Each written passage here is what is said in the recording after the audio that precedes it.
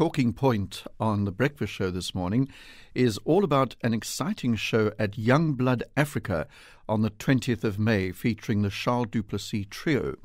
And whenever you go and see a show by the Charl du Plessis Trio, you never quite know what you're going to be in for. So, Charl, welcome. And for listeners who don't know the Charl du Plessis Trio or your music, give us a brief summary of what you do and what we can expect on the 20th of May. Good morning, Rodney. It's so nice to talk to you. The Charl du Plessis Trio, I'm a classically trained pianist and I play all kinds of music, but in the trio we usually take classical music and arrange it for a jazz trio. So in plain English, it's classical music jazzed up. And we've been doing this with Baroque music, music from the classical period, opera music, and in our latest venture, which we're bringing to the Cape, we take tango music and rearrange this for jazz trio. So there will be a lot of melodies that the listeners will recognize. And in between the tangos, we have some classical music by Wagner, Mozart, and even some Bach and Beethoven. Gosh, now tell me about the other two members of the trio. We know you're the pianist, and how this crossover journey in music making came about with you and the others too. Yes, so the bassist, or the double bassist, is Werner Spies, or some listeners might know him as Werner Spies. When we still had a classical radio station up in Joburg, that would always be so funny how they pronounce these Afrikaans names.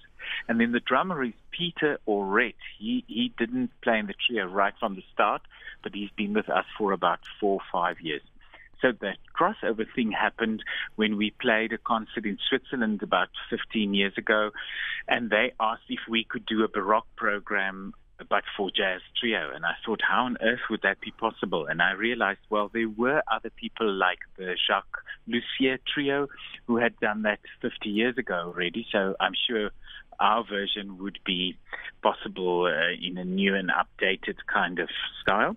So that's exactly how it came about. It was sort of crossing this divide between the world of classical music and jazz, but still being taken seriously musical from a quality or virtuoso point of view.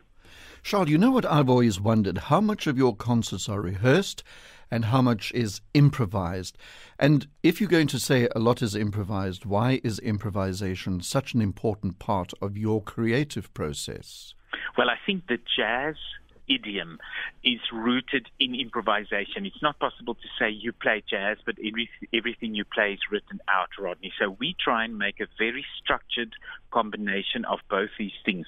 So in all our arrangements, I write out specific notes for specific sections in the music, and then there'll be a definite point where we know that for the next 8 bars or 20 bars, we improvise, and we're looking at us live on stage where you can see we watch each other very intensively because we need to read what the requirements of the other players are, and then we usually get back to the written out bit for the last section of the music. So very structured, but some space for improvisation, which makes it exciting because it's different every time.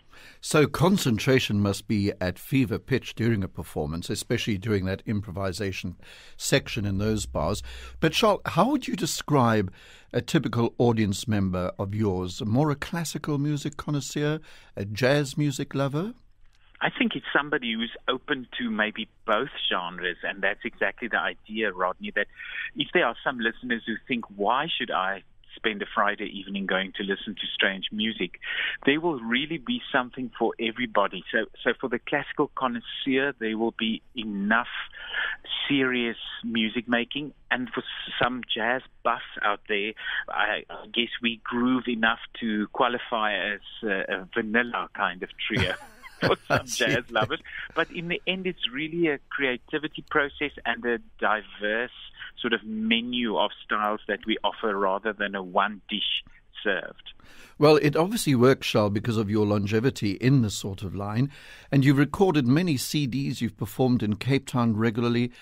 But now, just briefly and very briefly, what's next in 2022 and beyond, and what can listeners look forward to apart from this concert? Yes, we have a tour coming up with a trio to Europe in July, and I'm excited to be back in Cape Town in September with the Dutch violinist Tim Kliphuis And with Peter Martens, we're playing his new triple concerto with the CPO, so listeners can watch out for that in September. Gosh, that's going to be very exciting. Gosh, I shall certainly watch out for that.